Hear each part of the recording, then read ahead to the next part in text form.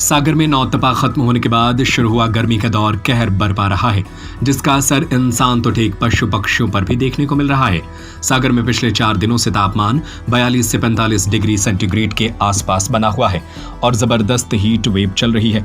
गर्म हवाएं सहन न कर पाने की वजह से चमगादड़ों की मौत हो रही है। सागर में पुरानी डफरिन और किला के पास कई चमगादड़ मृत मिले। भाईजी मोबाइल एंड इलेक्ट्रॉनिक बंडा 0% ब्याज पर फाइनेंस सुविधा उपलब्ध है एवं सभी कंपनियों के मोबाइल और इलेक्ट्रॉनिक उपकरण उचित रेट पर उपलब्ध हैं।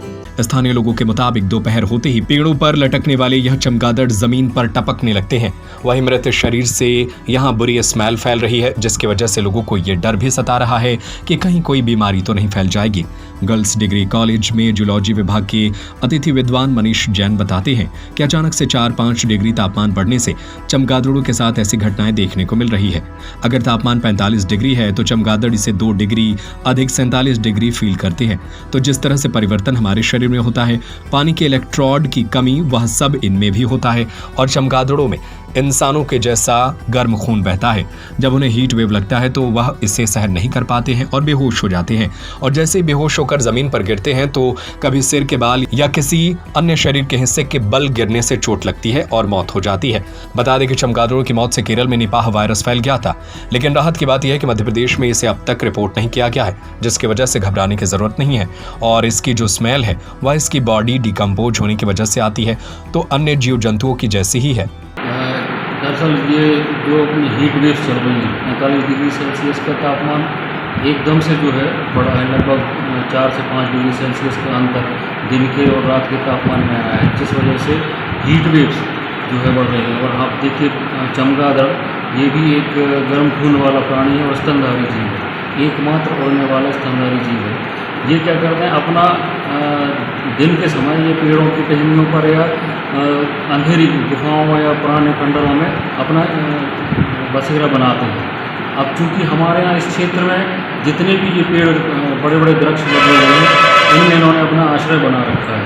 ये उधर पे क्या हो रहा है, इनके बचने की, उस हीट वेव से बचने की वहाँ कोई व्यवस्था नहीं है।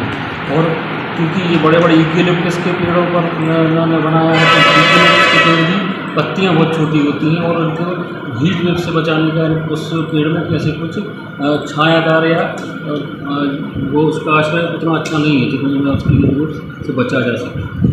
और दूसरा क्या होता है कि मान लो 45 डिग्री सेल्सियस पर अगर अभी का तापमान है और हम लोगों को 45 डिग्री या 45.5 डिग्री लग रहा है, चमगादड़ों में एक जो पैटर्न होता है, ये क्या करते हैं, उनको 2 से 2.5 डिग्री सेल्सियस ज़्यादा उस तापमान को ये फील करते हैं। तो हीट वेव्स के कारण जो परिवर्तन हमारे शरीर में आते हैं, हमारे में पानी का लॉस होना और इलेक्ट्रोलाइट इम्बैलेंस होना, ये सारे कैरेक्टर्स उनमें भी देखने को मिलते हैं। तो ये क्या करते हैं कि पेड़ों पर ही लटके मान लो इनमें अर्धमूर्छित अवस्था में आ गए और नीचे पेड़ पर गिर गए, तो पेड़ से गिरने के बाद इनमें बॉडी में, शरीर में इंजरी होती है और ये मृत हो जाती है। कई बार वहीं पर पेड़ों पर लटके भी इनकी होम्योथर्मिक इम्बैलेंस होने के कारण या शरीर में अमूलचूल परिवर्तन होने के कारण वहीं पर मृत हो जाते हैं और वहीं पर उनके पेड़ जो जिस पर उनको आश्रय लिया उनको कब्र डाला है।